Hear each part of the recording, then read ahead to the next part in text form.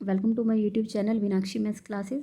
आज इस वीडियो में हम ब्रेन टीजर का क्वेश्चन नंबर 6 करेंगे और ब्रेन टीजर है हमारी चैप्टर नंबर 10 एंगल्स की।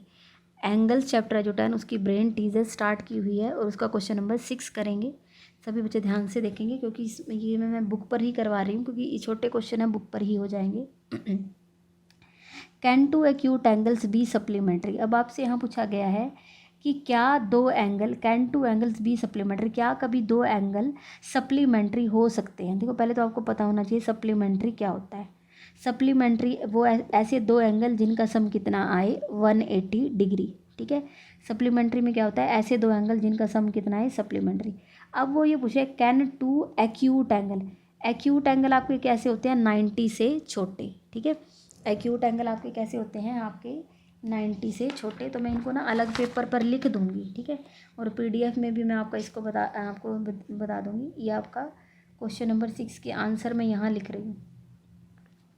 ठीक है, तो सबसे पहले आपसे पूछा गया है can two acute angle be supplementary. ठीक है, तो मैं यहाँ पर टू एक्यूट एंगल ले लेती हूँ। एक्यूट एंगल्स, एक्यूट एंगल्स मैंने कोई दो मर्जी से कुछ भी लेने हैं। एक्यूट क्या होता है 90 से छोटे होने चाहिए। तो 90 से छोटा मैंने एक 80 ले लिया और एक 70 डिग्री ले लिया। ठीक है, 80 डिग्री एंड 70 डिग्री। अब उन्होंने पूछा can two acute angle be supplementary, क्या ये सप्लीमेंट्री हो सकते हैं। सप्लीमेंट्री मतलब जिनका सम 180 आए। तो मैं इन दोनों का सम करके देख लेती हूँ। 80 + 70 जब मैंने इनका सम किया तो कितना आएगा 150 डिग्री। ठीक है, आप कोई भी ले लेना। यहाँ तो अब मैंने जनरल कोई भी उठाया, आप मर्जी से कोई भी उठा लेना और कोई वो एक्यूट होने चाहिए। कोई भी आप एक्यूट एंगल लोगे 90 से छोटे, जब आप उनका सम करोगे वो नॉट इक्वल टू 180 आएगा, 180 के बराबर नहीं आएगा। अगर 180 आ जाता तो हम लिखते सप्लीमेंट्री, यस लिखते। अब क्योंकि वो सम 180 के इक्वल नहीं आ रहा तो हम क्या लिखेंगे, नो। तो जो आपका फर्स्ट पार्ट है उसका आंसर क्या आएगा, नो। ठीक है, इसका आंसर आएगा नो। नेक्स्ट है बी पार्ट। अब बी पार्ट में हमसे पूछा गया है can two obtuse angle form a linear pair. यहाँ देखो हमसे पूछा गया है can two obtuse angles form a linear pair. अब पहले तो आपको ऑब्ट्यूज एंगल लेने हैं, तो मैं पहले यहाँ से ले लेती हूँ ऑब्ट्यूज एंगल्स। ऑब्ट्यूज एंगल क्या होते हैं 90 से बड़े और 180 से छोटे। यहाँ देखो ऐसे, अब ये सिर्फ आपका क्या है 90 है ना, ऐसे 90। अगर आप इनको थोड़ा और ओपन कर दोगे ऐसे तो ये आपका क्या हो जाएगा ऑब्ट्यूज। 90 से बड़े होने चाहिए, 90 से बड़ा 100 ले लूँ और 110। कोई भी दो एंगल लेने हैं 90 से बड़े हों और 180 से छोटे। अब उन्होंने बोला can two obtuse angle form a linear pair. Linear pair में क्या होता है, ऐसे दो एंगल, देखो यहाँ से ऐसे दो एंगल, जैसे मान लो ऑरेंज ज़्यादा ले लिया और ग्रीन वाला थोड़ा छोटा एंगल ले लिया, लेकिन इनको जब जोड़ रहे हैं तो नीचे यहाँ पर नीचे देखो एक स्ट्रेट लाइन बन रही है। ठीक है, तो लीनियर पेयर में नीचे हमारी स्ट्रेट लाइन मतलब उनका सम कितना होना चाहिए 180। ठीक है, तो अब मैं इनका सम करके देख लेती हूँ 180 आएगा या नहीं। 100 + 110, 100 + 110 किया तो कितना आएगा 01। ठीक है, तो ये तो नॉट इक्वल टू 180 आ रहा है। ठीक है, हमारा अगर सम 180 आता तो हम कहते कि ये कैसे, सॉरी आपको दिख नहीं रहा था अच्छे से। अगर सम 180 आता तो मैं लीनियर पेयर कहती, अब सम 180 नहीं आ रहा तो मैं आंसर क्या लिखूंगी, नो। ठीक है, तो इसका भी आंसर क्या आ जाएगा, नो। ठीक है, नेक्स्ट है सी पार्ट। हाँ जी, सी पार्ट में देखो क्या बोला उन्होंने, can linear pair be supplementary.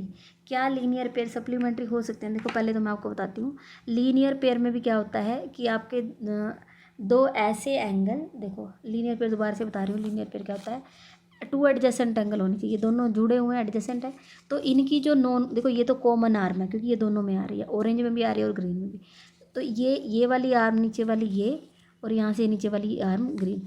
अगर उसकी नॉन कॉमन आर्म नीचे एक ऐसे सीधी लाइन यहाँ बना देते हैं, ठीक है, तो हम उसको क्या कहते हैं, लीनियर पेयर। ठीक है, लीनियर पेयर हो गई यहाँ से ऐसे। ठीक है, और सप्लीमेंट्री क्या होते हैं, सप्लीमेंट्री भी कुछ ऐसा ही होता है, सेम फिगर यही। आपके दो एंगल जब जिनका जोड़ने के बाद 180 बन जाए तो लीनियर पेयर में भी नीचे सीधा आता है, मतलब 180 ही बनाता है। और सप्लीमेंट्री भी वही होता है, ऐसे दो एंगल जिनका सम कितना हो 180। तो लीनियर पेयर कह दो तो भी सम 180 आता है और सप्लीमेंट्री कह दो तो भी सम कितना आता है 180 डिग्री। तो यहाँ से क्या आ जाएगा, can linear pair be supplementary, तो हम लिखेंगे यस। ठीक है, सी पार्ट में हमने आंसर लिखा यस। ठीक है, नेक्स्ट है अब इसके बाद हमारे पास है D part, can two acute angle be complementary, can two angles be complementary, क्या कोई दो एक्यूट एंगल कॉम्प्लीमेंट्री हो सकते हैं। अब एक्यूट का आपको पता होना चाहिए, डी पार्ट में आपको करवा रही हूँ।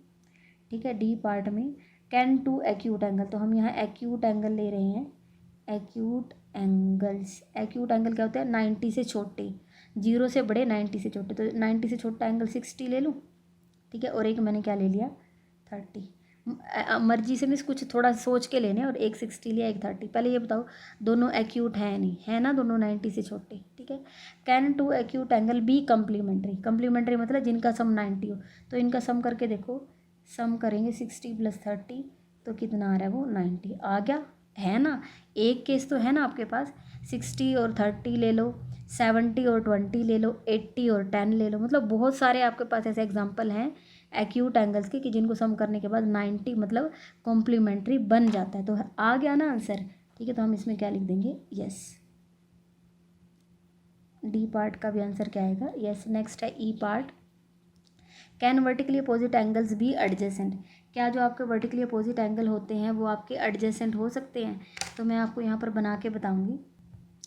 यहाँ पर देखिए आप, उन्होंने बोला है कैन वर्टिकली अपोजिट एंगल, तो मैंने यहाँ पर वर्टिकली अपोजिट बनाया, उन्होंने बोला है बी एडजेसेंट। अब यहाँ देखो, पहले तो आपको ये आपके वर्टिकली अपोजिट एंगल है। अब आप यहाँ देखो, वर्टिकली अपोजिट एंगल में से क्रॉस बना लेते हैं। अब यहाँ पर देखो हमारे एडजेसेंट एंगल वो होते हैं ऐसे दो एंगल, पहली बात तो उनका कॉमन वर्टेक्स आना चाहिए। अब आप ऊपर देखो एंगल 1 मतलब ये, ठीक है। मैं अगर नीचे वाले को छुपा दूँ, नीचे वाला मैंने सारा छुपा दिया, तो जो ऊपर बना हुआ है ये BOA या फिर AOB, ये आपका एंगल 1 है। ठीक है, ऐसे ऊपर वाला छुपा दिया, नीचे वाला ये O, यहाँ से COD, ये वाला एंगल आपका क्या है 2। अब आप देखो ये पॉइंट O पर ही बने हुए हैं। ठीक है, कॉमन वर्टेक्स तो है दोनों का। ठीक है, यहाँ पर O पॉइंट है जो दोनों में एक ही इसी पॉइंट पर बने हुए हैं, कॉमन पॉइंट है। लेकिन क्या इनकी कॉमन आर्म है, क्या कोई ऐसी आर्म है जो एंगल 1 के पास भी हो और एंगल 2 के पास भी। ठीक है, यहाँ से देखो एंगल 1 की आर्म तो क्या है, एंगल 1 की मैं आर्म्स लिख रही हूँ। ठीक है, तो क्या क्या आएंगी, वो पेन से लिख देती हूँ, एंगल 1 की आर्म्स लिख रही हूँ मैं। ठीक है, तो एंगल 1 की OAOB, OAOB। एंगल 2 की आर्म्स कौन कौन सी आएंगी, OCOD, OCOD। अब आप मुझे इसमें से देख के बताएं, इनमें से कोई सा ऐसा ऊपर और नीचे जो सब में आ रहा हो, OAOB ऊपर है तो नीचे नहीं है, OC और OD ऊपर नहीं है, मतलब ऐसी कोई भी आर्म नहीं है जो कॉमन हो। तो इनमें कॉमन आर्म नहीं है, लेकिन एडजेसेंट एंगल में हमारी कॉमन आर्म जरूर आती है। आप याद रखो, देखो एडजेसेंट हमारी बस यही होते हैं। आप ये याद रख लेना कि मैम ने फ़ैन बनाया था ये जापानीज़ फ़ैन, और बीच में से जुड़े हुए थे। अगर इस टाइप से जुड़े हुए आए तो एडजेसेंट होंगे, अदरवाइज एडजेसेंट नहीं होंगे। ठीक है, तो अब आपको बताना है आंसर यस आएगा या नो, तो आंसर आएगा नो। ठीक है, तो यहाँ पर मैंने इसमें आपको 6 क्वेश्चन करवाया है। नेक्स्ट जो 7th क्वेश्चन है वो मैं आपको नेक्स्ट वीडियो में करवाऊँगी। अगर आपको वीडियो पसंद आई है तो आप वीडियो को लाइक करें, मेरे चैनल को सब्सक्राइब करें और अपने फ्रेंड्स के साथ शेयर ज़रूर करें। Thank you so much.